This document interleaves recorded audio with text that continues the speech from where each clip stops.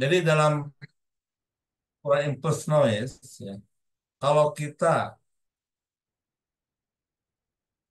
doublekan atau dua kali lipatkan bandwidth dari 100 kHz menjadi 200 kHz, maka tentunya yang terbaca pada layar spektrum pasti beda. Jadi berapa? Dua kali lipatnya. Kalau tegangan, berarti kalau saya tadi membaca sebesar 100 mikrovolt dengan bandwidth resolution 100 kHz, ya, lalu kamu ubah ukur yang sama noise-nya, tapi dengan resolution bandwidth 200 kHz, maka yang terbaca pasti 200 mikro mikrovolt. Dua kali lipatnya, ya, gitu.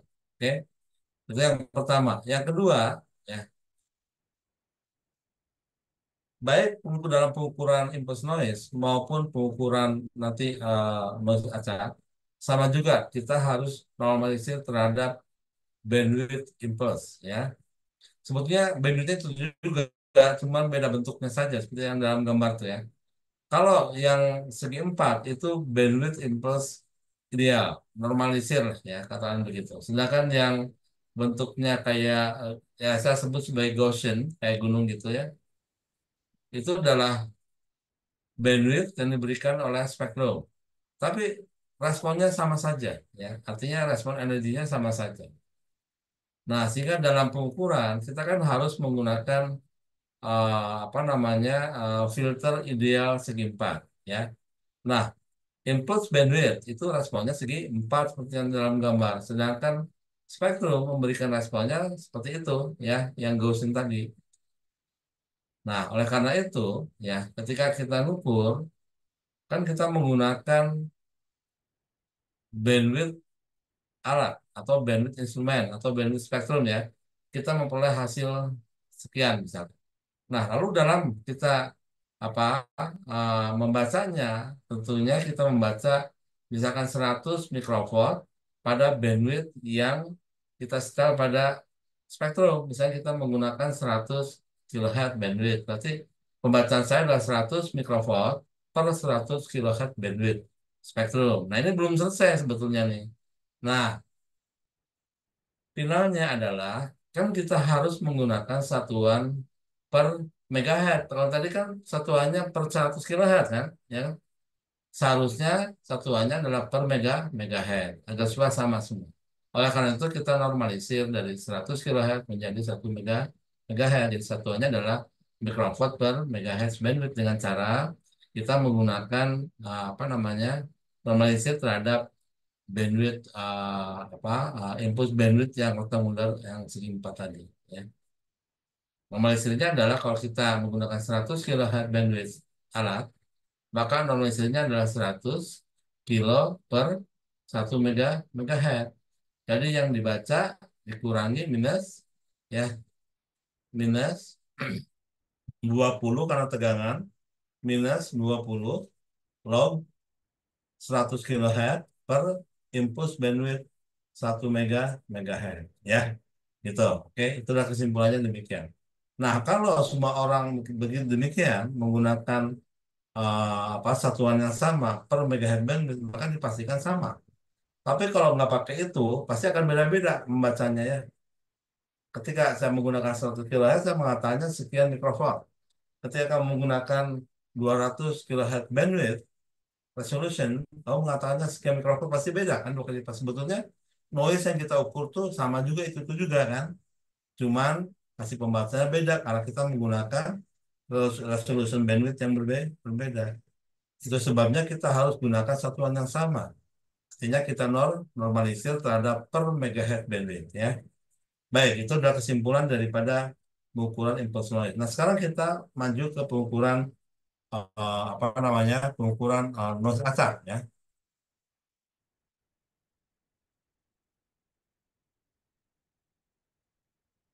Nah, sebetulnya definisi daripada bandwidth noise acak itu sama bentuknya segi empat, seperti halnya bandwidth impulse. Sebetulnya barangnya itu tuh juga, ya.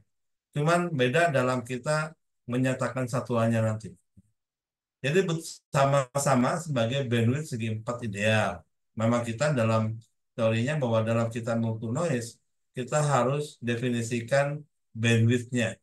di mana bandwidth filternya adalah sebuah bandwidth filter segi segi empat itu adalah bandwidth filter ideal, ya kan? Nyatanya kan nggak ideal, karena yang kita gunakan bandwidth spektrum, bandwidth instrumen. Itu sebabnya harus kita normalisir terhadap bandwidth segi empat ideal ini, ya. Nah, caranya tadi sudah. Nah, namun dalam pengukuran noise acak ini ada beberapa hal yang harus kita pertimbangkan, ya. Nah, karena ada dua dua hal yang harus kita pertimbangkan, ya. Sama-sama kita menggunakan apa namanya, menggunakan bandwidth segi empat ideal dan cara ngukurnya sama seperti halnya pada waktu kita ngukur apa noise impulse, ya. Jadi nggak perlu saya ulang lagi, sama sebetulnya. Silakan saudara baca aja, sama sebetulnya antara bandwidth impulse dengan bandwidth noise. Nah, ini kita sebut sebagai bandwidth noise. Jadi ketika kita ngukur noise acak, ya, maka bandwidth uh, segi empatnya atau bandwidth idealnya adalah bandwidth uh, daya noise, bandwidth noise namanya. Di sini masih tertulis bandwidth impulse. Sebetulnya ini harusnya bandwidth noise. Bandwidth impulse adalah bandwidth ideal untuk pengukuran noise impulse, ya kan? Jadi ini salah gambarnya. Harusnya gambarnya sama sebetulnya, cuma bedanya sebutannya kalau dalam pengukuran noise acak adalah namanya bandwidth noise atau noise bandwidth, ya. Oke. Uh, ada beberapa hal yang harus kita pertimbangkan waktu kita mengukur apa noise acak. Pertama adalah karakteristik detektor. Kan kita menggunakan spektrum analyzer. Spektrum analyzer kan prinsipnya seperti sebuah radio AM, ya, di mana prinsip deteksinya menggunakan prinsip detektor envelope detektor. Nah, karena menggunakan envelope detektor, ada kaitannya dengan karakteristik detektor yang harus kita perhitungkan, di mana yang dibaca oleh detektor spektrum, ya, itu sebetulnya apa namanya di bawah atau lebih rendah daripada harga RMS yang seharusnya. Jadi yang seharusnya misalkan levelnya sekian, yang terbaca oleh spektrum lebih rendah daripada itu. Berapa rendahnya? Kira-kira 1,045 dB atau sekitar 12,8%. Ya. Jadi yang terbaca pada spektrum, yang terbaca oleh detektor, itu lebih rendah daripada yang seharusnya. Lebih rendah berapa dB? Lebih rendah sebesar 1,045 dB. Itu yang pertama. Yang kedua, ada yang dipertimbangkan juga adalah tentang logarithmic shaping. Logarithmic shaping adalah pembacaan logaritmik daripada spektrum analyzer atau layar spektrum analyzer itu kan bisa membaca secara linear dan secara logaritmik, kan. Nah, dalam pembacaan ini kita selalu menggunakan pembacaan logaritmik. Nah, sehingga di sini ada apa koreksi, ya, yang disebut sebagai logarithmic shaping. Nah, koreksi yang diberikan oleh logarithmic shaping berikut juga dengan detektor tadi, itu secara total itu memberikan koreksi sebesar 2,5 dB, ya. Jadi ketika kita akan mengukur sebuah noise acak, kita peroleh misalkan levelnya 0 dBm, misalkan, ya, 0 dBm pada bandwidth tertentu, pada bandwidth 100 kHz misalkan. Bandwidth daripada resolution bandwidth spectrum. Nah, yang 0 dBm tadi, ya, ini harus kita tambah. Itu kan terukur 0 dBm, ya. Nah, dalam prakteknya yang kita tulis itu adalah harus kita tambahin dengan 2,5 dB yang merupakan faktor, ya, koreksi daripada detektor dan logarithmic shaping. Secara total sebesar 2,5 dB. Jadi seharusnya yang terbaca adalah 2,5 dBm. 0 dBm tambah dengan 2,5 dB adalah plus 2,5 dBm. Seharusnya, ya, gitu, ya. Tapi yang terbaca pada spektrum sebesar 0 dBm. Nah, kita mengerti bahwa ini ketentuan ini bukan ketentuan saya, tapi ketentuan yang ditentukan oleh pabrik pembuat alat ukur, pabrik pembuat spektrum, ya. Dia beri ketentuan bahwa kita tambahin saja 2,5 dB. Ya, ya, karena ketentuan harus kita ikuti karena kita menggunakan spektrum punya unit pakat. mungkin ketika kita menggunakan spektrum yang bukan hewlett packard, yang mereknya lain, baca dulu ya. Jadi kita baca dulu manualnya. Bagaimana, apakah memang ada faktor koreksi atau enggak? Karena kebetulan saya membuat course ini, ya, membuat bahan kuliah ini, ketika kita menggunakan alat ukur hewlett packard. Ketika itu spektrumnya masih lengkap, masih ada, ya. Jadi saya menggunakan acuan itu. Oke. Nah, sekarang kan kita spektrum nggak punya, kalaupun punya bukan hewlett packard, ya. Ya, kita anggap aja lah kita punya, ya. Kalaupun nanti saudara menggunakan spektrum yang lain di lapangan, misalkan apa namanya Anritsu atau Advantech, ya, atau merek yang lain lah pokoknya, ya. Selain daripada jalur paket, ya dibaca manualnya. Ya, apakah ada faktor koreksi ketika kita akan mengukur sebuah noise acak, ya, begitu. Oke. Jadi ini disclaimer, ya. Oke, jadi selanjut saja.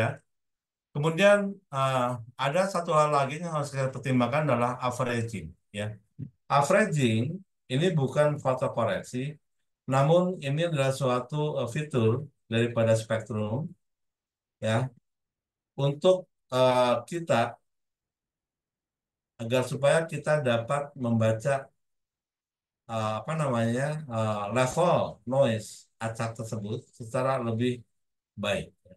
Karena kalau kita lihat, ya, pada layar spektrum analyzer, noise acak yang kita baca itu pasti agak susah membacanya. Ini contohnya seperti ini. Coba lihat, lihat gambar yang di atas sebelah kiri, ya, atas kiri, ya, pojok. Itu adalah tampilan sebuah noise acak. Beda dengan noise impulse, ya. Kalau noise acak tuh amplitudenya tuh relatif dia apa namanya rata gitu kan, ya. Namun sebetulnya amplitudenya tuh random. Jadi itu kan noise acak tuh acak adalah noise yang amplitudanya random dalam amplituda dan random dalam apa namanya dalam fasa dan frekuensi, ya, random segalanya lah, ya. Nah, kita lihat untuk membaca level noise seperti ini noise acak, ya, bukan noise impulse, noise acak. Noise impulse sudah ceritanya. Dalam membaca noise acak seperti ini, kita susah membacanya. Coba, apakah kita baca yang di atasnya, level di atasnya, atau yang di bawahnya, atau di tengah-tengah? Yang masuk akal di tengah-tengah, ya. Namun tengah-tengah itu berapa besarnya kepastiannya? Apa pakai penggaris kita ukur begitu, lalu kita garisi sekian, sesuatu yang agak sulit juga, ya. Nah, Spektrum dia punya fasilitas fitur namanya video bandwidth, ya, bandwidth atau bandwidth video. Nah, di sini atau filter video, ya, bukan bandwidth video tapi filter filter video namanya. Coba kalau saudara masih menggunakan Spektrum, di sana tuh ada filter videonya, ada pengaturan itu. Itu fungsinya adalah untuk menambah resolusi pembacaan daripada noise yang sedang kita ukur. Gambar yang A, ya, itu gambar di mana tampilannya kita menggunakan IF bandwidth, resolution bandwidth 100 kHz, ya. Bukan resolution tapi bandwidth filter AF sebesar 100 kHz. Maaf, bukan resolution bandwidth tapi filter video, ya, di mana kita set filternya sebesar 100 kHz. Maka muncul seperti itu tampilannya. Sulit untuk kita baca levelnya. Yang B, ini baru kita mainkan si filter videonya, ya.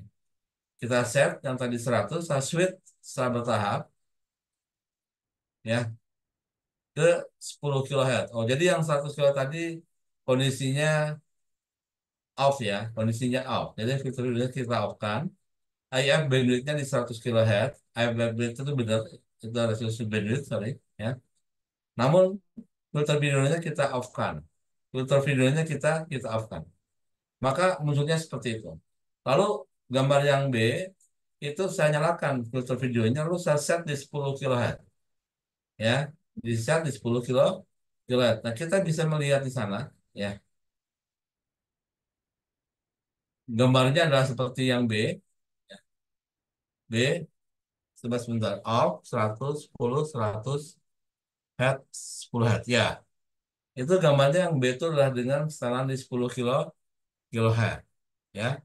Nah, sekarang udah bisa kelihatan bahwa spektrum yang muncul, tampilan yang muncul pada layar udah mulai agak bisa dibaca, namun masih sulit. Ya.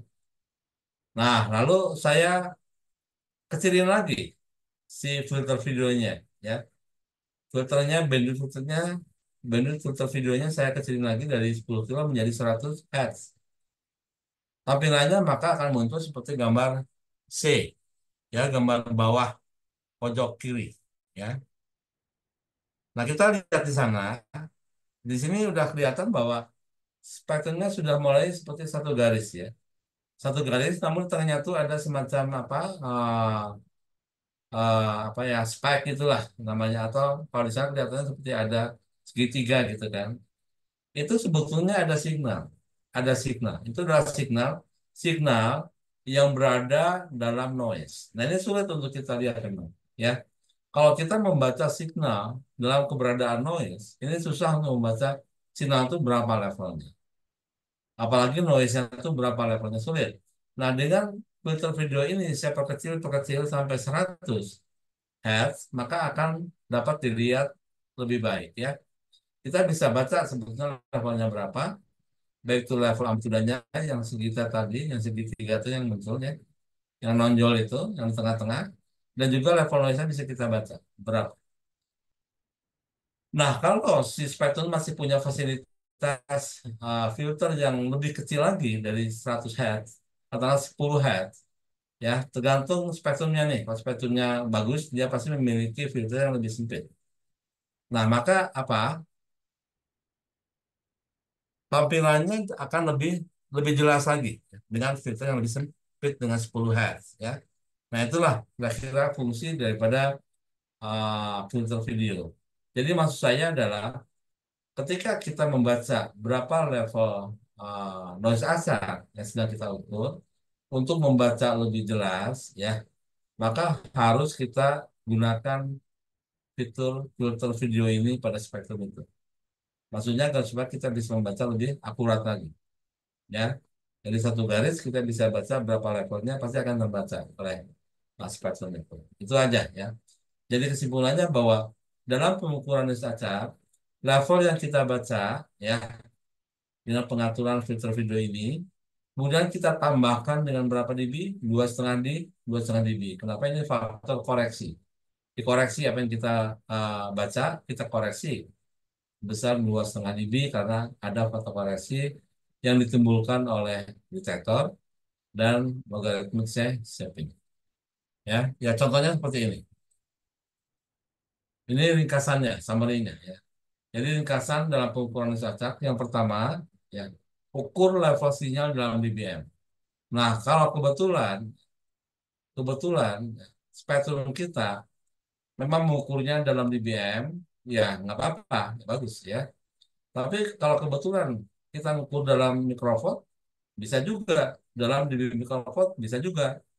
Dalam watt bisa juga, ya. Kalau si spektrum punya apa namanya, punya mode tampilannya. Jadi bisa ditampilkan dalam dBm, satuan dBm, bisa ditampilkan dalam satuan mikrofot, bisa ditampilkan dalam satuan mikro apa mikrowatt misalnya, bisa ditampilkan dalam satuan volt. Ya, oke lah. Itu kan alat ukur itu punya fitur masing-masing, ya. Lebih lengkap satuannya, dia lebih biasanya spektrum itu lebih lebih canggih lah istilahnya begitu, ya. Seperti yang kita punya, namun udah nggak bisa dipakai lagi. Seperti yang kita punya Advantech itu adalah begitu. Dia punya unit yang banyak, ya, bukan yang di BM. Pembacanya bisa juga dalam watt, bisa dalam microwatt, bisa dalam dB microwatt, bisa dalam watt, bisa dalam microwatt, dan seterusnya. Oke, nah dalam contoh di sini, ukur level sinyal dalam dBm. Nah, kalau umpamanya kamu baca bukan dalam dBm, ya, tetapi dalam microwatt misalkan, atau dalam dB microwatt, ini harus kita ubah dulu ke dalam dBm untuk memudahkan, ya. Harus kita ubah ke dalam dBm. Oke.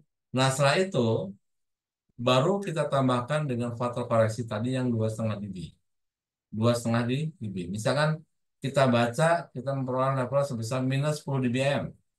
Itu adalah level noise acak yang kita baca dengan cara kita menggunakan filter video di 10 Hz misalkan ya.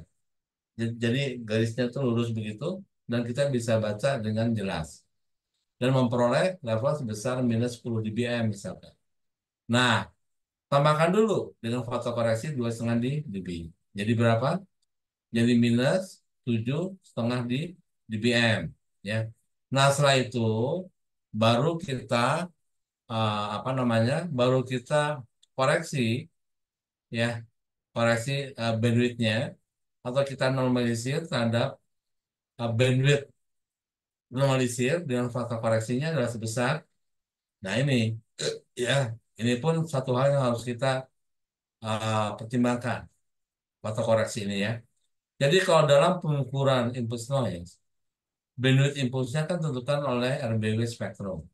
Jadi pun sama, tentukan dengan RBW spektrum. Jadi kalau kita menggunakan apa namanya, menggunakan bandwidth 10 kHz, di mana RBW kita set di 10 kHz, maka dalam perhitungannya faktor koreksi yang harus kita berikan adalah bandwidth tersebut kita kalikan dengan faktor 1,2. Ya, nah ini pun jangan nanya nih, kenapa 1,2 dari mana? Dari pabriknya. Ya, jadi pabrik Spektrum ini sudah memberikan ketentuan bahwa bandwidth filter yang diberikan oleh Spektrum itu ya dalam ukuran noise acak ini harus kita kalikan dengan faktor 1,2. Oke, nah ini pun nanti akan sama jika kita apa membahas tentang pengukuran carrier to noise, pengukuran noise figure sama ya. Bandwidth harus kita kalikan dengan faktor koreksi sebesar 1,2. Jadi bandwidth noise yang kita pakai adalah 1,2 kalikan 10 kilohertz. Nah, oke. Nah, kemudian karena kita satuannya itu dalam apa? Dalam pengukuran noise acak, satuannya kan dalam dBm per hertz bandwidth ya. Per hertz bandwidth. Jadi faktor koreksinya adalah noise bandwidth ya dari RBW yang kita set setelah dikalikan dengan faktor koreksi 1,2 itu per 1 hertz bandwidth. Nah, jadi kalau misalnya kita menggunakan bandwidth noise-nya adalah 10 kHz yang diberikan oleh RBW, kalikan dulu dengan faktor 1,2, berarti 120 kHz per 1 Hz. Nah, 1 Hz karena memang satuannya adalah per Hz bandwidth. Ya. Itu sebesar 40,8 dB. Jadi hasil akhirnya adalah level yang kita baca, kita ukur, kita baca, tambahkan dengan faktor koreksi 2,5 dB, tambah lagi dengan apa faktor koreksi 40,8 dB ya. Jadi dalam contoh di sini, nih misalkan ya, ini adalah sebuah noise acak, sebuah noise acak ya, yang apa namanya, yang terbaca pada layar spektrum. Kita lihat, ini kita baca pada center frekuensi 10 MHz ya. Jadi kalau ini adalah spektrumnya, kita menggunakan spektrum yang bandwidthnya berapa nih? Katakanlah bandwidthnya 100 ya. Maka 10 apa? 10 MHz kira di sinilah di kotak yang pertama. Nah, dalam pengukurannya kita menggunakan bandwidth 10 kHz. Kita ukur pada frekuensi center 10 MHz. Frekuensi center itu hanya untuk menandai di frekuensi berapa kita ukur noise tersebut. Kalau kita lihat dari tampilan trace-nya di sini, ini kan nggak rata ya di semua bidang ya. Artinya apa? Artinya di semua frekuensi tidak merata. Oke, oleh karena itu kita ngukur pada frekuensi yang mau kita ukur. Misalkan di sini dalam frekuensi 10 MHz, kira-kira di sini kita memperoleh level sebesar minus 35 dBm. Kita hitungannya dari atas. Ya, 1, 2, 3. Ya, pokoknya di sini minus 35 dBm katanya. Ya, terbaca. Oke. Nah, ini kita pertama-tama kita tambahkan dengan faktor koreksi 2,5 dB menjadi minus 32,5 dBm ya kan. Kalau kita normalisir terhadap bandwidth 1 Hz, kan kita menggunakan bandwidth 10 MHz ya. Kita normalisir terhadap bandwidth 1 Hz. Maka kita apa namanya? Di sini ya. Setelah kita tambahkan 2,5 dB, lalu apa? Aduh kok jauh-jauh ke sana. Ya. Kalau kita foto koreksinya adalah ini ya. Kita menggunakan contoh di sini kan kita ngukur sebesar minus 35 dBm ya dalam bandwidth 10 kHz. Tadi kalau bandwidth ada bentar. Jangan.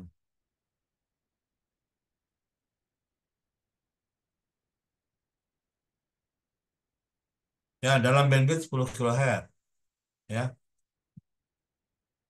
Terukur sebesar minus 35 dBm pada bandwidth 10 kHz. Ini adalah bandwidth RBW-nya ya. Lalu level diinginkan dalam dBm per Hz bandwidth. Ini satuan normalnya kan ini. Pertama kita tambahkan misalnya dB menjadi minus 32,5 dBm ya. Lalu kalau kita gunakan bandwidth 10 kHz, maka kita hitung fotokoreksinya adalah 10 kHz bandwidth RBW tadi, kita kalikan dulu dengan faktor 1,2. Pakai 10 log, kenapa? Karena ini dah daya, ya, bukan tegangan. Kalau input 20 log, kalau ini adalah daya, jadi menggunakan 10 log. 10 log 1,2 tekan 10 kHz per 1 Hz bandwidth, karena kita mau dalam satuan dBm per Hz bandwidth, itu sebesar 40,8, ya. Nah, kemudian setelah kita normalisir, jadi jawabannya adalah minus 32,5 dBm per 12 kHz. 12 itu dari 10 kHz kalikan 1,2 sebesar 32,5 itu dari minus 35 plus 2,5 di dB. Minus ya. Minus faktor koreksi 40,8 di dB. Ya, minus. Jadi di sini minus ya, bukan plus tapi minus. Kalau kita faktor koreksi ke bandwidth yang lebih kecil. Jadi minus 40,8 dB adalah faktor koreksinya atau faktor normalisirnya menjadi minus 73,3 dBm per husband. Ya. Gitu ya. Jadi ini adalah merupakan hasil akhir yang kita tulis. Ya. Jadi kita ngukur itu dalam bandwidth 12 kHz, 10 kHz sebetulnya ya, tapi kalikan dengan faktor 1,2, kita ngukur level noise pada center frekuensi 10 MHz. Di sini di mana saja boleh. Ya di 10, di 20, di 30, atau di berapapun. Karena ternyata di beberapa frekuensi tidak sama. Karena kita lihat di sini levelnya itu tidak rata ya, tidak flat di semua frekuensi. Itu menandakan bahwa ada perbedaan ya di beberapa frekuensi. Kebetulan dalam contoh di sini kita mengukur pada center frekuensi 10 MHz. Jadi itu tidak ngaruh pada perhitungan, namun ngaruh pada pengukur. Waktu mengukur pasti beda ya. Di 10 MHz atau di center frekuensi yang lain pasti nggak akan sama. Kalau kebetulan levelnya kayak begini, nggak flat ya. Gitu, oke? Nah, jadi kesimpulannya bagaimana? Kesimpulannya bahwa pertama, level yang kita baca pada spektrum, jika kita mengukur noise asal, level kita baca, kalau kebetulan dalam dBm, kita tambahkan dengan faktor 2,5 dB. Kalau kebetulan bukan dalam dBm yang kita baca, dalam dB cover, terpaksa kamu harus ubah dulu ke dalam bentuk dBm.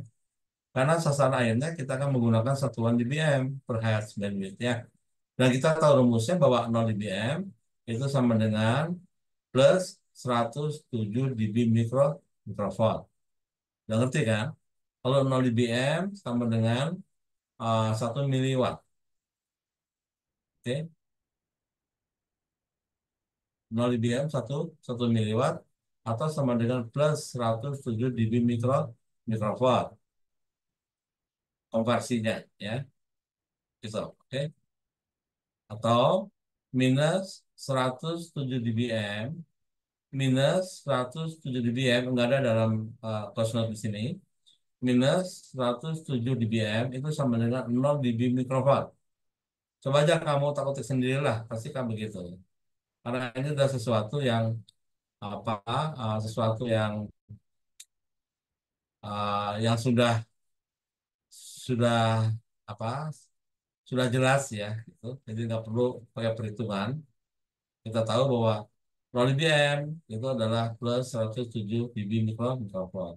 Minus 107 dBm itu sama dengan 0 dB mikrowatt. Itu adalah patokan-patokan definisi yang berdasarkan perhitungan tentunya, namun nggak perlu kita hitung lagi, kita udah hafal lah ya. Ini kan untuk keperluan perhitungan yang lain. Oke. Baik, ada pertanyaan di sini? Halo? Ada pertanyaan nggak? Kalau nggak ada pertanyaan, saya lanjut nih.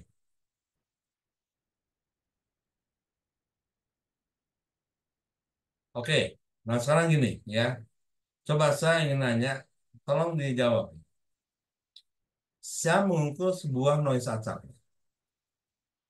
Saya dapat levelnya sebesar minus 30 dBm pada frekuensi 100 MHz misalnya.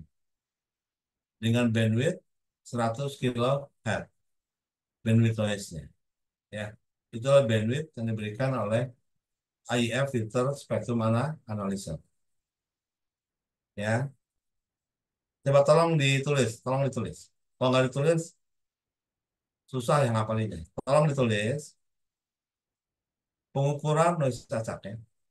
Dalam pengukuran noise acak diperoleh level sebesar minus 30 dBm dalam bandwidth noise sebesar 100 kHz. Ya, dah. Ya. Saya nggak perlu menyampaikan level noise itu pada frekuensi berapa enggak lah. Ya, pokoknya segitu. Oke. Nah, lalu pertanyaannya adalah nyatakan noise tersebut dalam dBm per hash bandwidth. Oke.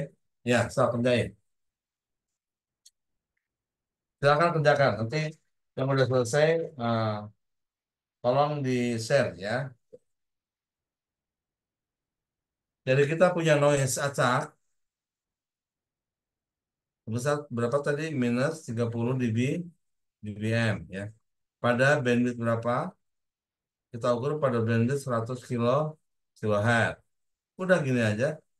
Lalu nyatakan ini dalam dBm per hertz bandwidth. Oke, kerjakan.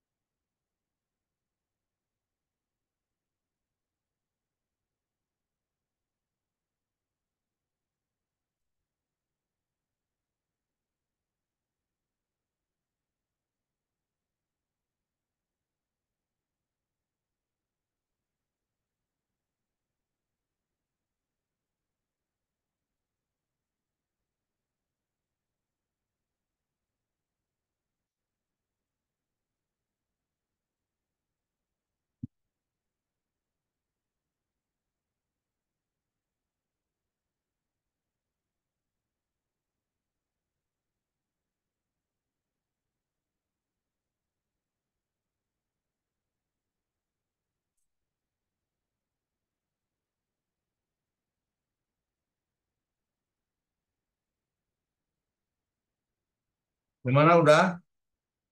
Kalian sudah bisa? Halo? Udah selesai? Ada yang sudah selesai?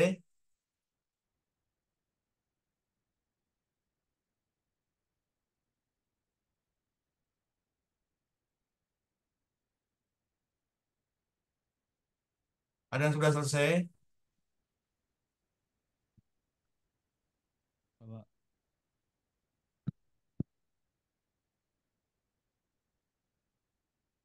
Yang sudah selesai siapa ya? Bisa tolong share?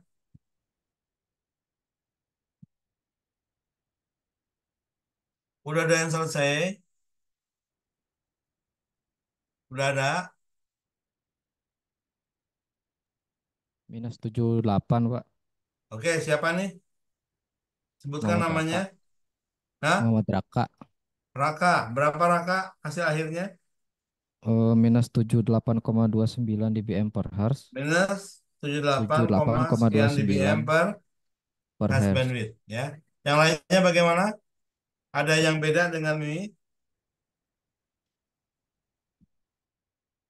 Ada yang berbeda hasilnya? Kalau yang berbeda itu berapa? Dan jelaskan gimana caranya. Ada nggak? Kalau nggak ada yang jawab berarti sama semua ya hasilnya ya. Betul ya. Oke, jadi jawabannya betul. 78,3 pertama, level daya yang kita ukur sebesar minus 30 dBm, kita tambahkan dengan foto koreksi 2,5 dB. Kita ukur pada bandwidth 100 kHz. Nah, setelah kita koreksi dengan faktor 2,5 dB, berarti levelnya sekarang menjadi minus 27,5 per 120 kilohertz bandwidth noise ya. Nah, foto koreksinya adalah yang 120 kHz kita koreksi ke satuan hertz bandwidth, yaitu sebesar 10 log. 120 kHz per hertz bandwidth adalah sebesar berapa? 50,8 dB. Jadi hasil akhirnya adalah level yang terbaca tadi sebesar minus 27,5 dB, minus 50,8 dB adalah berapa? Minus 78,3 dBm per hertz bandwidth. Itu hasil akhirnya, finalnya. Ya. Nah, kalau semua menggunakan cara begini,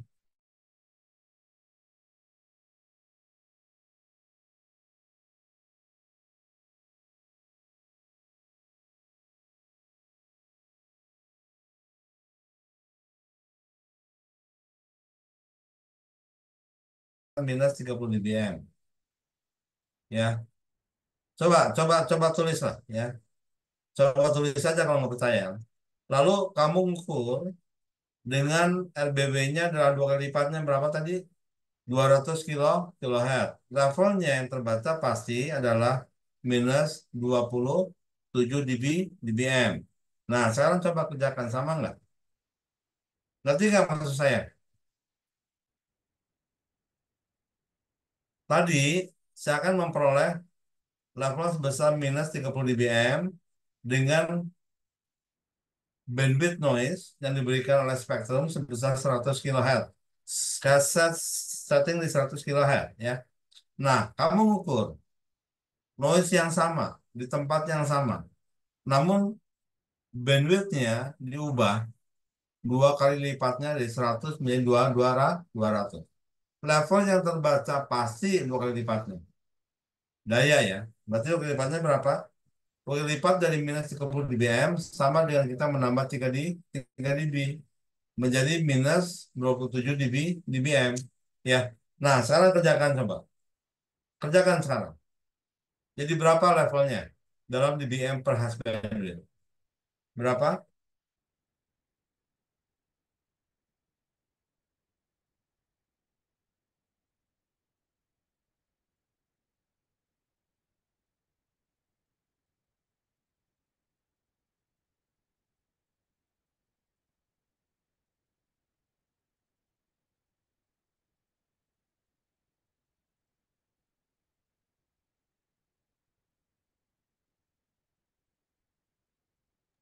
81 Pak.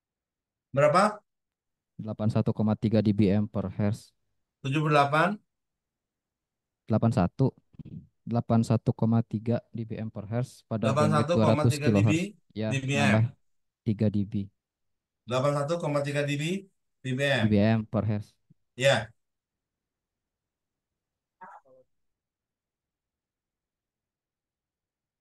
coba kita sama-sama ya.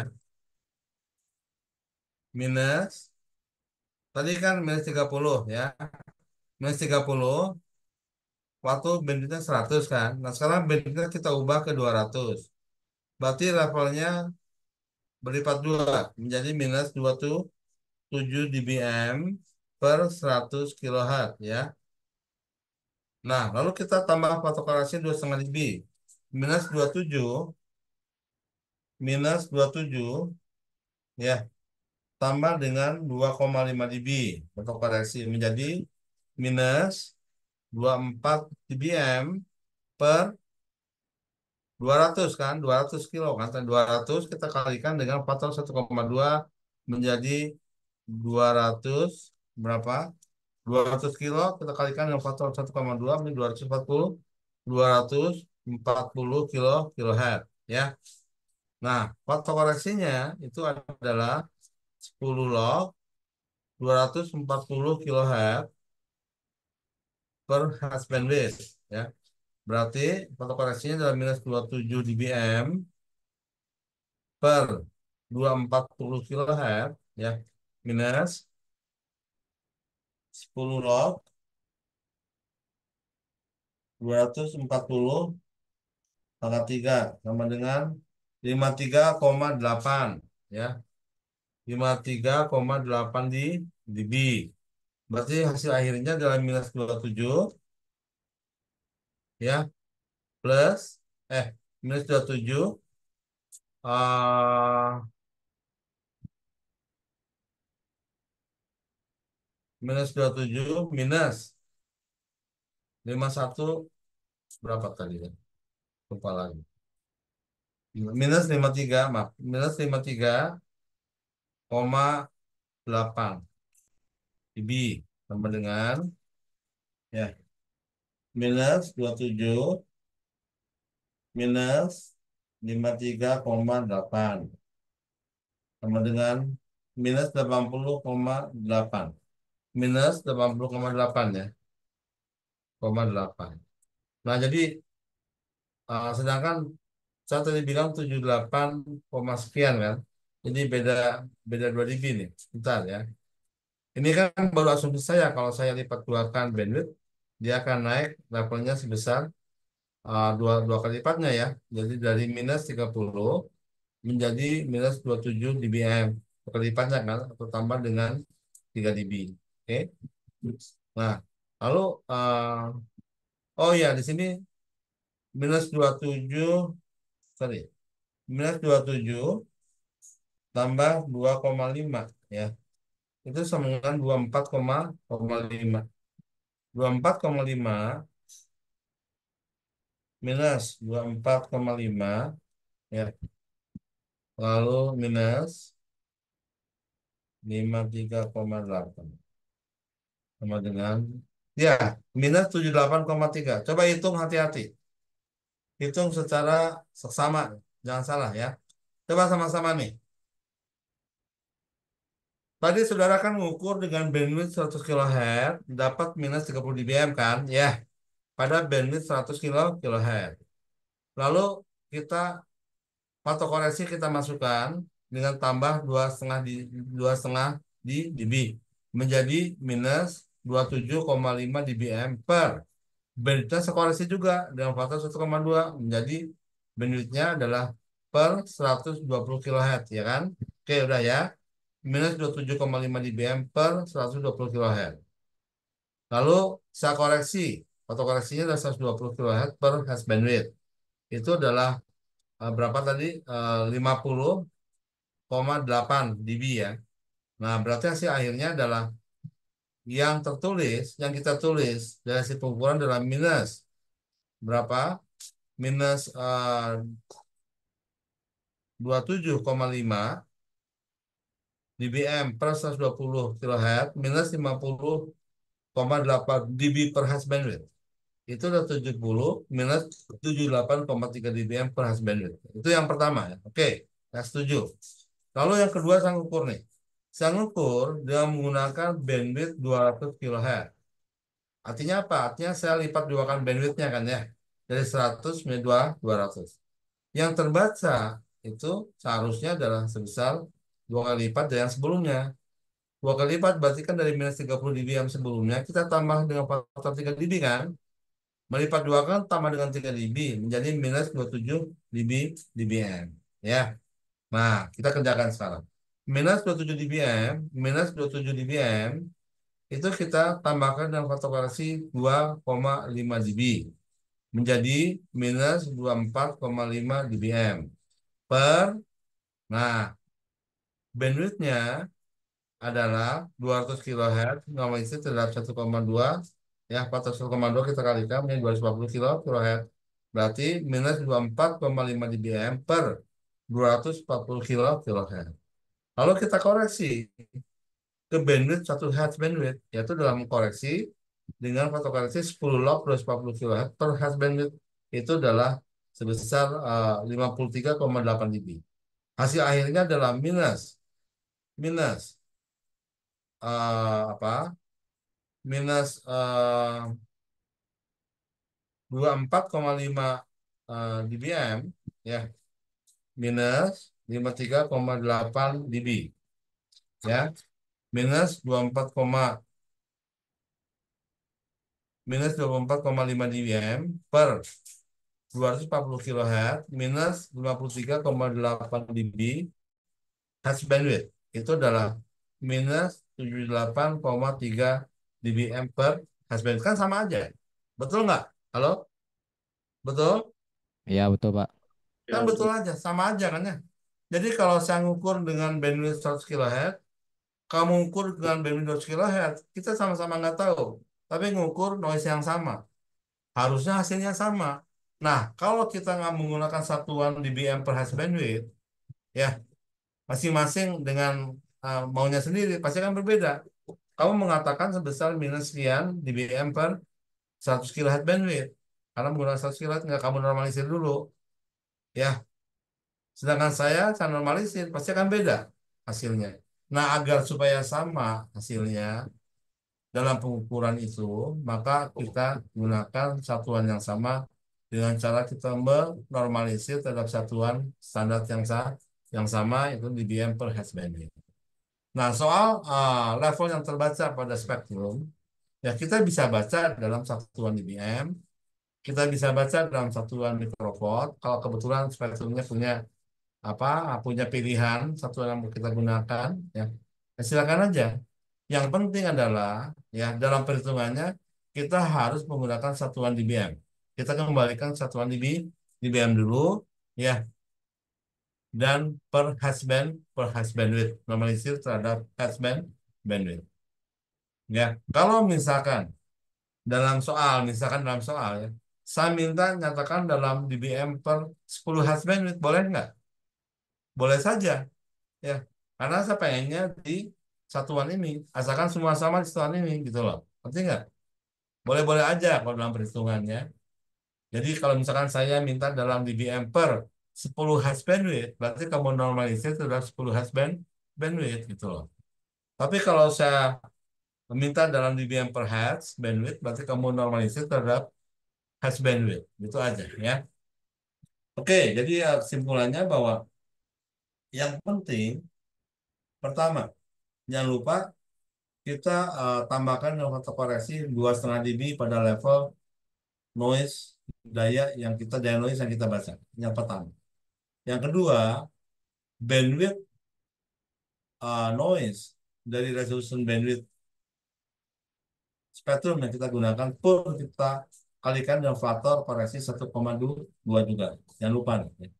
Lalu setelah itu, ya, dari hasil pembacaan setelah kita koreksi dengan faktor 2,5 dB tadi, dan bandwidth kita kalikan dengan faktor 1,2, lalu kita normalisir terhadap faktor koreksi bandwidth noise-nya terhadap bandwidth 1 Hz bandwidth menjadi satuan dBm per Hz bandwidth ya. Jadi itulah kesimpulannya. Jadi meskipun kita menggunakan setting yang berbeda, ya pasti akan menghasilkan hasil yang sama kalau kita mengukur noise yang sama loh, ya. Jadi nggak ada kalau misalnya kita ukur noise di titik ini, saya dapat sekian, kamu dapat sekian dengan apa satu yang sama nggak mungkin. Masa saya bisa berubah? Ya, gitu. Itu tujuannya kita menggunakan apa hitungan ini, normalizer. Jadi cara begini memang jarang orang mengerti ya. Coba aja kalau nggak percaya kamu tanya sama dosen kamu deh. Gimana cara mengukur noise? Pasti mereka langsung aja dibaca apa yang dia baca. Kalau menggunakan osiloskop, osiloskop. Kalau dia menggunakan multimeter, multimeter apa yang terbaca aja. Kalau menggunakan spektrum, ya apa yang dibaca sama spektrum itu adalah noise-nya. Bukan. Yang pertama kita harus baca dengan menggunakan spektrum itu yang pertama. Kenapa? Karena hanya spektrum yang punya batasan bandwidth. Kenapa demikian? Karena dalam mengukur noise, teorinya pun demikian ngomongnya. Kan per has bandwidth, artinya kan mesti didefinisikan bandwidthnya. Kalau ukur daya biasa kan cuma sekian dBm, sekian dBm, sekian watt, sekian watt. Di sini enggak. Sekian watt per bandwidth berapa gitu kan. Karena apa? Karena dalam mengukur noise itu harus kita definisikan, kita batasi bandwidthnya. Karena noise kan sesuatu signal yang memiliki spektrum yang tidak terbatas. Kalau nggak kita batasi gimana? Ya, kita batasi. Persoalan nanti hasilnya itu ya kita normalisasi saja terhadap bandwidth idealnya ya, yang segi empat tadi ya. Jadi dalam mengukur daya noise maupun impulse noise tegangannya, ya, kita harus batasi bandwidth noise yang kita ukur dengan menggunakan bandwidth ideal, filter ideal itu bandwidth filter segi 6, segi 4 ya. Adapun yang kita berikan filternya dari spektrum adalah bentuknya bukan segi 4 tapi Gaussian ya. Ini harus kita normalisir. Kalau dalam masak tadi kalian faktor 1,2 1,2 autokoresi maksud saya. Kalau dalam pembacaan input noise nggak perlu ya. Ya. Baik, demikian. Sekarang kita lanjut pada pembahasan selanjutnya. Kita lihat aja. Saya share lagi di sini.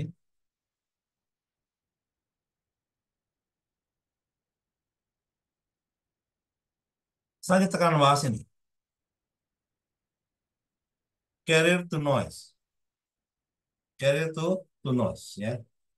Apa carrier to noise? Kalau dalam artinya carrier itu kan gelombang pembawa. Noise adalah noise ya. Perbandingan dari sinyal carrier terhadap sinyal noise. Itu aja kalau kita terjemahkan ke dalam uh, bahasa kita ya. Nah, untuk menjelaskannya, saya akan menggunakan pen saja ya. Menggunakan pen, ini saya stop dulu. Supaya lebih jelas maksudnya apa.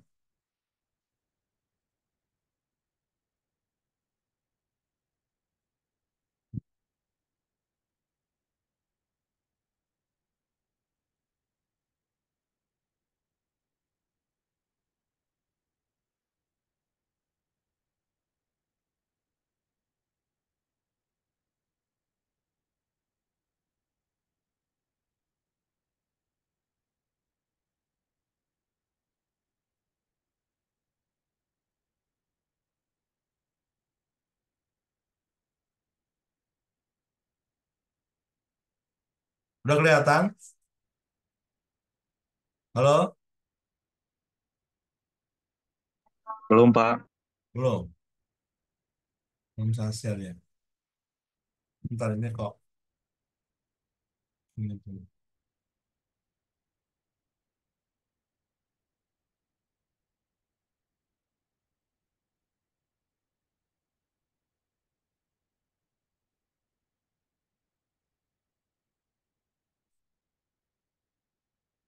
Udah kelihatan?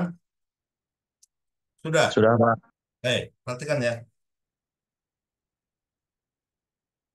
Jadi begini ceritanya ya. Jadi carrier to noise ratio.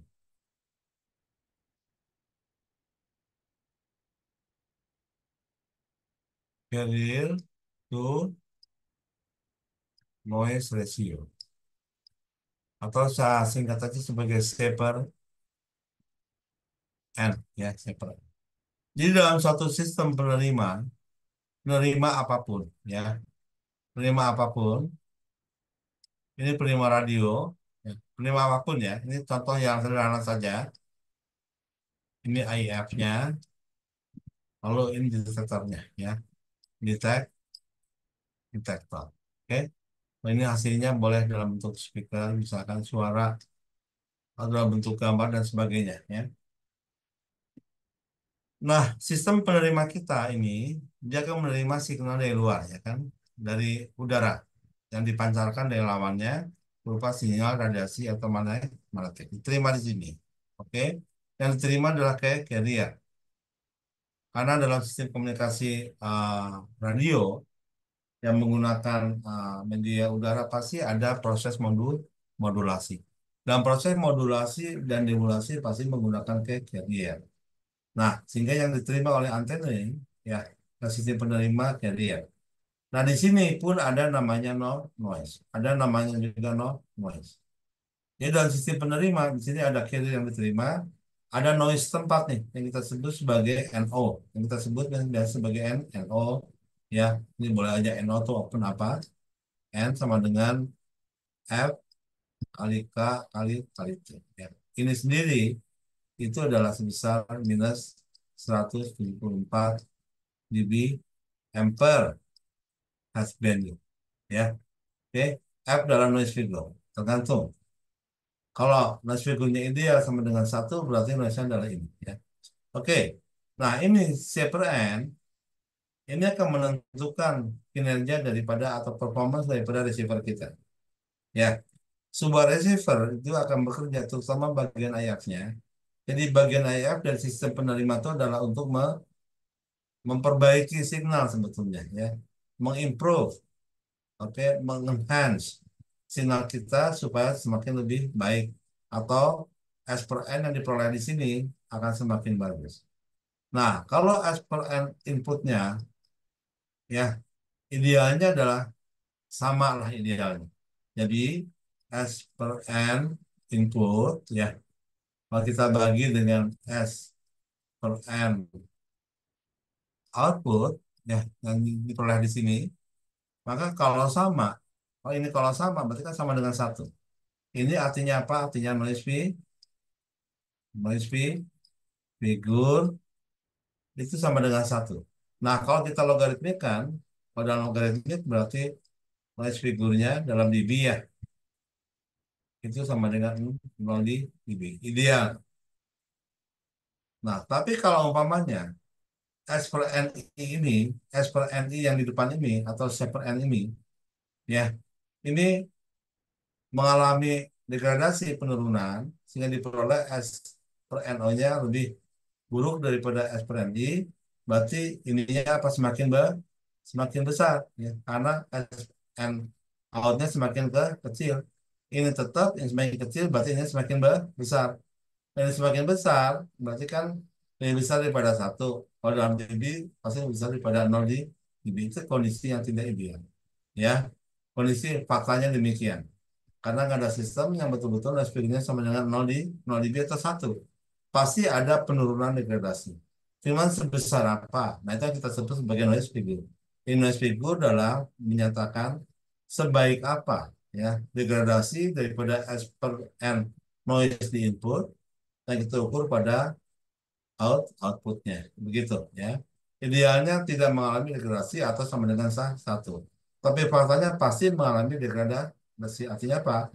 Noise figure pasti lebih besar daripada satu karena S per N output lebih kecil daripada S per N inputnya. Ya. Kalau dalam dB ya tentunya akan lebih besar daripada 0 dB. Sehingga dalam perhitungan biasanya kita menggunakan dalam sistem radio microwave biasanya kita menggunakan noise figure sama dengan tipikalnya 7 dB. Itu udah lumayan bagus, ya. Nah, dengan perkembangan daripada teknologi komponen dan seterusnya, contoh misalkan HP misalkan. HP itu dia memiliki noise figure yang nyaris sama dengan 3 dB, di bawah 3 dB sekarang ini. Semakin mendekati sama dengan ideal atau 0 dB, tapi nggak ada 0 dB. Itu menunjukkan bahwa semakin canggihnya, ya, komponen peralatan komunikasi kita.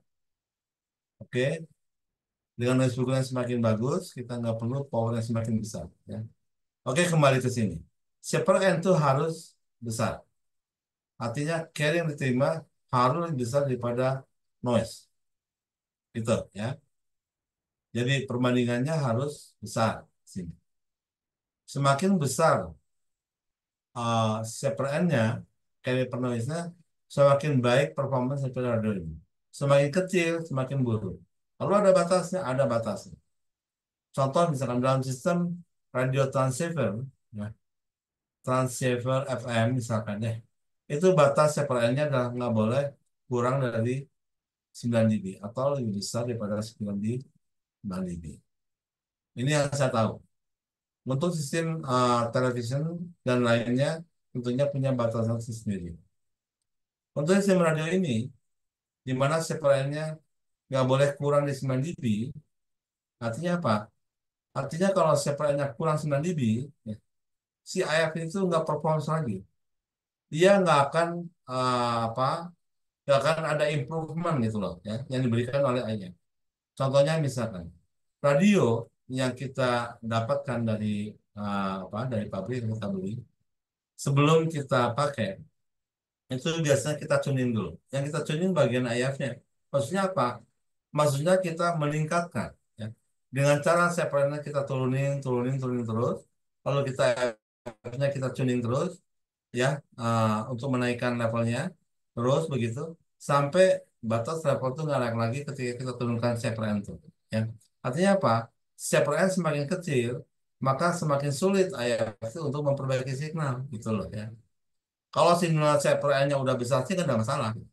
Umumnya kan CPRN itu kan relatif kecil, terutama kalau kita berada pada posisi yang jauh dari sumbernya, ya. Nah, dengan CPRN yang cukup besar tadi, ya, maka ya itu masih bisa kita talak, ya, untuk memperoleh SPRN yang baik pada outputnya, ya, gitu. Nah, ini tergantung juga daripada noise figurnya, yaitu adalah bagian depan ini menentukan sekali nih. Jadi noise figure tentukan oleh komponen depan ini. Kalau ini bagus, maka akan membantu ke yang seterusnya. Nah, dalam topik kita sekarang, kita akan bahas tentang bagaimana cara ngukur ini. Ya. Contoh misalnya, kalau kita membuat suatu pemancar radio, ya. Pemancar radio apapun ya, terutama pemancar TV, maka untuk membuktikan bahwa signal yang kita pancarkan itu dapat diterima di suatu tempat dengan bagus, kita ukur CPRN-nya. Kita ukur C per N-nya. Ya. Nah, di sana ada ketentuannya, udah diplot ya. Untuk daerah sini harus sekian, harus sekian, harus sekian dengan daya pancar sekian watt misalnya. Nah, ini kita coba, kita uji. Jadi kalau kita bangun sebuah pemancar television, ya misalkan yang sudah ada sekarang di daerah Lembang sana, ya daerah mana, Parompong sana, itu dapat kita ukur di sini. Nah, biasanya kalau dulu satu sengaja nyuruh mahasiswa membawa antena TV. Yang membawa antena TV, ya. Lalu kita ukur CPRN-nya untuk semua stasiun TV yang ada di wilayah kita ini di Bandung, mulai daripada Trans TV, TV One dan sebagainya.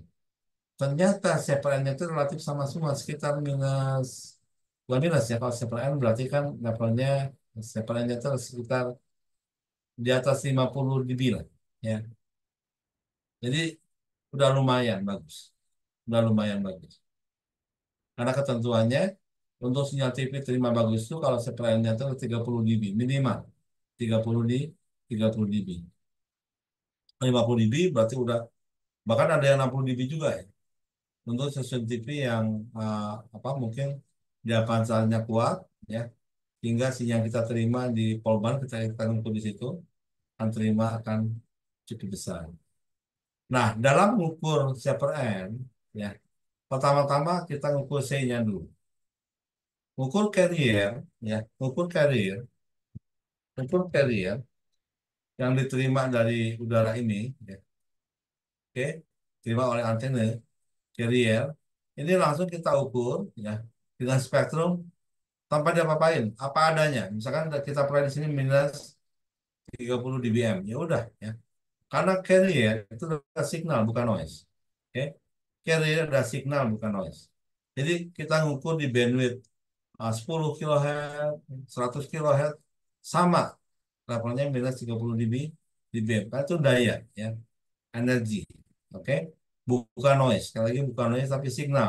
Kira kan signal, signal pembawa, ya.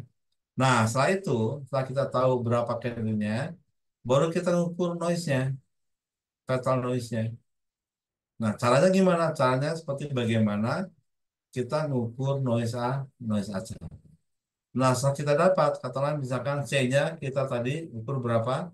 Minus 30 dBm, misalkan, ya. Nanti kita pekan depan kita itu ulang lagi. Ini C-nya, carrier-nya. Lalu noise-nya kita peroleh misalkan sebesar minus 70 dBm. Ini pun dBm per hertz bandwidth, ya. Ya udah, C per NO-nya sekarang adalah minus 30 dBm per minus 70 dBm. Berapa dB nih? 40 dB.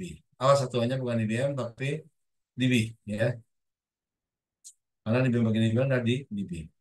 Jadi carrier to noise-nya, kalau misalkan saya ngukur, ingin ngukur carrier to noise dari sebuah pemancar TV, Trans TV misalnya. Pertama-tama saya ukur carrier-nya dulu. Bisa kelihatan di spektrum itu, ya. Seperti ini nih. Ini noise, ini apa? Ini noise, ini spektrum carrier-nya. Carrier, ini noise, ya. Satu-satu kita baca carrier-nya dulu berapa levelnya. Tadi minus 30 dBm misalnya. Dah, lalu kita baca level noise-nya berapa. Dengan cara kita gunakan apa? Filter video. Kita dapat minus 1000 dBm misalkan, ya. Lalu ini kita hitung. Karena waktu kita ukur kan dalam bandwidth bukan dalam satu hertz. Kecuali kalau kamu ukur dalam satu hertz bandwidth nggak apa-apa, langsung aja, nggak usah dihitung lagi, ya. Kamu ukur mungkin dalam bandwidth 100 kHz dan sebagainya. Kita normalisasi dulu terhadap bandwidth 1 hertz bandwidth. Kita dapat misalnya minus 10 dBm. Jadi carrier to noise-nya adalah level carrier tadi minus 30 dibagi dengan level noise acaknya yang dalam dBm per hertz bandwidth tadi.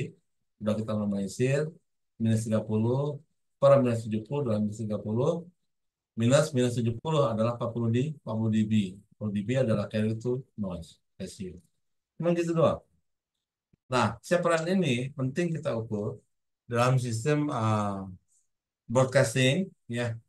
Nanti kamu kalau kerja di sistem broadcast, misalkan di satelit, itu penting sekali, ya. Jadi sebuah sistem satelit, ya. Ini satelit, ini, ya. Maka kita harus ukur di sini, ini satelit, ya.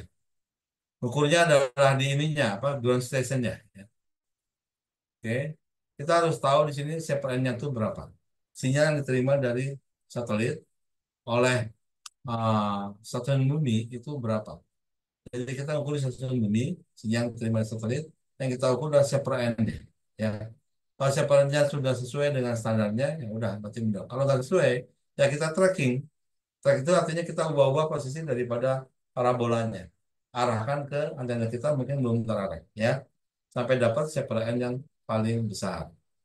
Itulah salah satu caranya. Kedua, misalnya dalam sistem CATV atau uh, TV kabel. TV kabel pun sama, ya. TV kabel sinyal dari pusat itu kan dibagi-bagi, ya, ke rumah-rumah gitu kan. Nah, semakin jauh kan semakin berkurang, ya, sinyalnya. Atau separannya semakin berkurang. Orang yang tinggalnya dekat dengan sumbernya masih kuat. Tapi orang yang jauh tinggalnya di apa di ujung misalkan jauh dari sumbernya, maka sinyal kan berkurang. Yang berkurang apanya? Separannya semakin berkurang.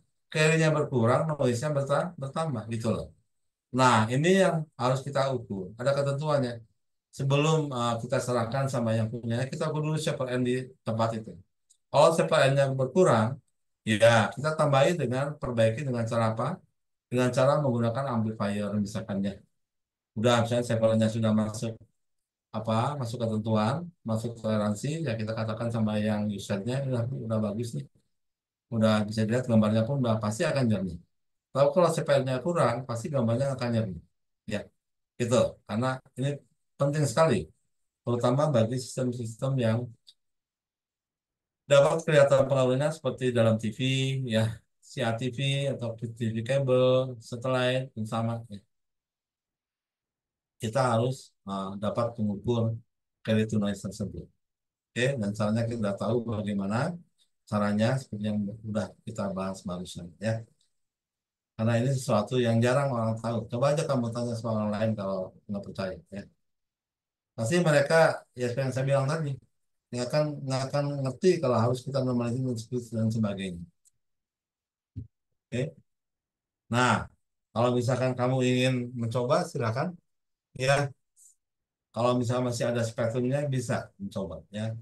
Mencoba sendiri di lab, kamu boleh bawa antena ya. Lalu arahkan antena itu ke pemancarnya, lalu kamu ukur dan menggunakan spektrum di semua channel. Kamu harus tahu channel frekuensi di setiap stasiun yang mau kita pilih. Itu ada daftarnya ya. Tinggal kita minta ke internet, ke ke browser, kita bisa minta ke Depkominfo, frekuensi kerja dari semua pemancar televisi di Indonesia. Oke, ada pertanyaan sebelum kita akhiri ya? Mungkin ada pertanyaan. Nah, tentang saya sedikit komentar tentang hasil ujian perbaikan ya.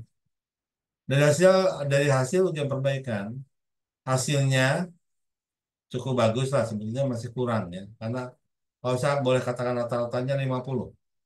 Itu pun sudah saya nggak saya saklek saya salahkan ya.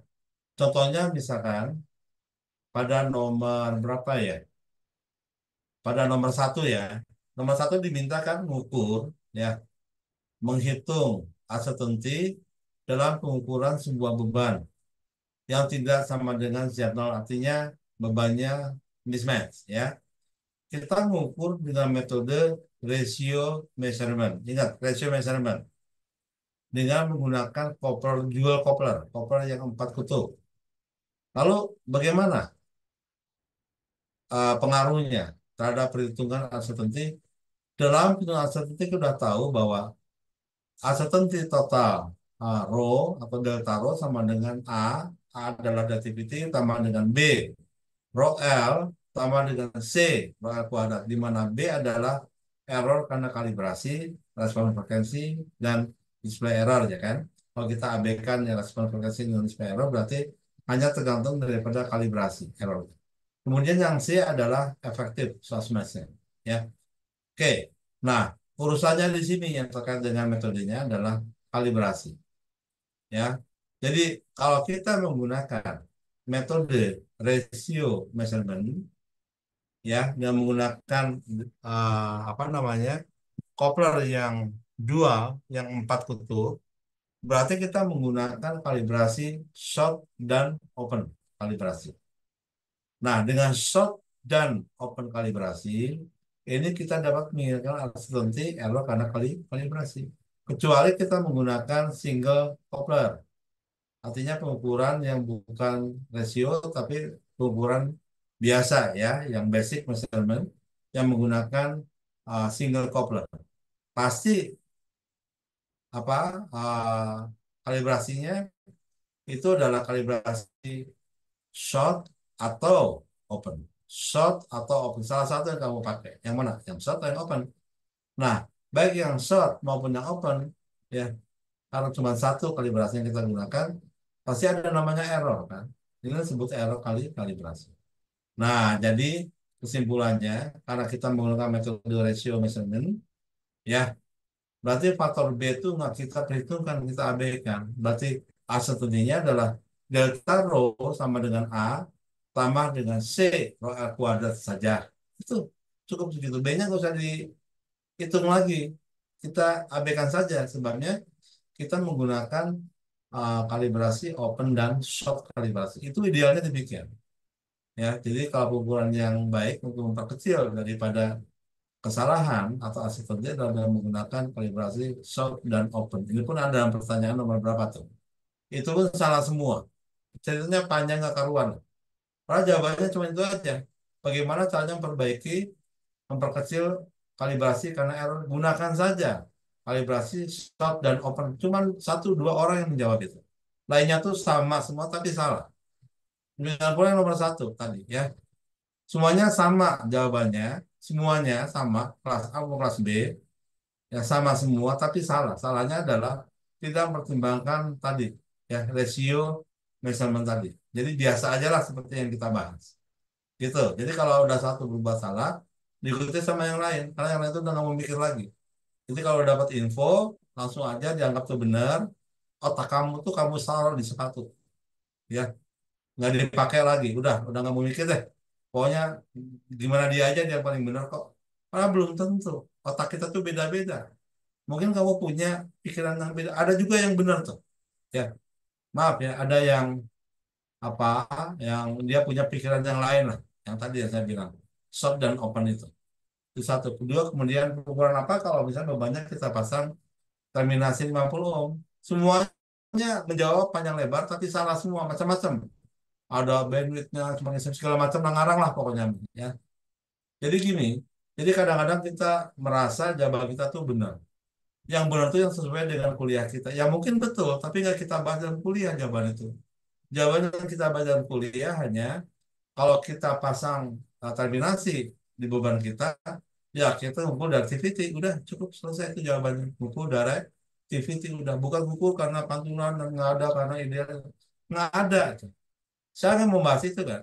Yang saya bahas adalah kalau kita terminasi dengan beban termination 50 ohm, maka kita sedang mengukur directivity ya. Sejauh mana ya apa directional coupler kita bagusnya ya. Jadi dalam mengukur beban sebaiknya kita tes dulu, kita ukur dulu aktivitasnya si coupler itu. Mungkin aja udah rusak, kita nggak tahu. Mungkin aja coupler itu udah dipakai beberapa tahun ya, kemudian jatuh, sering jatuh dan sebagainya, pasti berubah itu settingannya tuh. Nah, kalau nggak kita ukur dulu, langsung kita ukur aja, kita pakai maksudnya, mungkin aja hasilnya nggak seperti yang seharusnya. Memang keluar sih keluar, namun yang tadi kesetentuannya semakin besar gitu. Kita cek dulu dengan cara mengukur directivity. Kita pasang aja beban terminasi, kita lihat apakah directivity masih di atas 30 dB atau enggak. Biasanya kalau baru datang dari pabrik itu masih di atas 30 dB. Oh, berarti itu masih bagus tuh. Kalau udah kurang 30 dB, 26, apalagi 24, 22, udah buang aja nggak bisa dipakai. Ya, gitu ya. Jadi yang berikutnya, ya untuk yang UAS sekali lagi, jadi saya minta itu tadi ya, kebiasaan itu coba coba kamu juga belajar ya. Kemudian kalau kamu punya pendapat sendiri, yakin dengan pendapat kamu karena kamu belajar itulah yang benar. Bukan orang lain. Jadi kamu membodohi diri sendiri gitu loh. Kamu udah belajar nih tentang noise misalkan, itu udah betul. Ada bocoran dari luar tuh beda ngitungnya gitu ya. Kamu percaya sama dia karena yang ngerjain itu misalkan si A yang kamu anggap tuh paling hebat di situ. Ya. Padahal dia sendiri ke manusia biasa kayak kita, mungkin aja dia nggak belajar justru. Kamu belajar keras, dia enggak. Sehingga dia tuh bikin kesalahan, kamu anggap dia tuh benar, kamu salah gitu. Padahal kamu yang betul, ya kan? Nah, ini sering terjadi seperti itu. Polanya kan begitulah dari tahun ke tahun ya. Jadi satu maksudnya tuh pengen sesuatu yang diverse, yang berbeda gitu, ya. Berbeda dalam arti ya masing-masing tuh punya pikirannya sendiri. Ini mah enggak ya. Jadi jawabannya sama, cara apa menguraikannya tuh sama, persis lah sama, seperti copy paste aja. Nah, jadi yang berikutnya nanti, jadi jangan harap ada apa namanya remedial. Saya akan mengadakan remedial, sekaligus langsung aja jebet gitu ya. Karena remedial tuh nggak ada di luar gitu, nggak ada remedial. Saya sekolah di Amerika tuh nggak pernah ada remedial. Sekali ujian beres udah selesai. Mau dapat C ke, mau dapat D ke, dapat E ke, dapat A, ya udah. Itulah posisi kamu ketika itu seperti itu. Sebabnya kalau pakai remedial, orang tuh akan rehalia aja, nanti remedial kok, tenang aja. Makanya saran dari sekarang, jangan berharap. Ya. Karena kalau ujian UAS tuh waktunya sangat terbatas sekali. Kepepet ya waktunya. Jadi bikin soal baru remedial tuh perlu waktu. Bikin soalnya perlu waktu, merisanya apalagi perlu waktu. Ya. Jadi dibuang percuma tuh waktu. Bagi dosen, bagi mahasiswa tuh senang mungkin ya diulur-ulur terus seperti itu. Jadi sekali lagi ya untuk UAS itu saya akan mengadakan remedial. Jadi jangan berharap, Kita belajar dengan baik kalau nggak mau ya terserah kamu. Karena nilai itu kalau dari saya tuh nggak ada nilai simsalabim ya, apa adanya. Kalau kamu ingin tahu nilainya, boleh. Ingin tahu hasilnya, boleh minta ke saya berkas.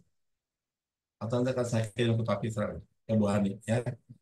Kalau ingin lihat hasilnya, boleh nanya ke Bu Hani dan saya kirim ke sana. Jadi rata-rata adalah 50 nilainya, sama semua 50. Ada yang beda dikit dan juga 65 ya. Ada juga yang berapa 80 kalau nggak salah. Karena memang dia punya pikiran sendiri tadi. Gitu.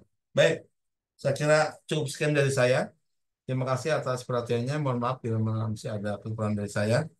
Wassalamualaikum warahmatullahi wabarakatuh.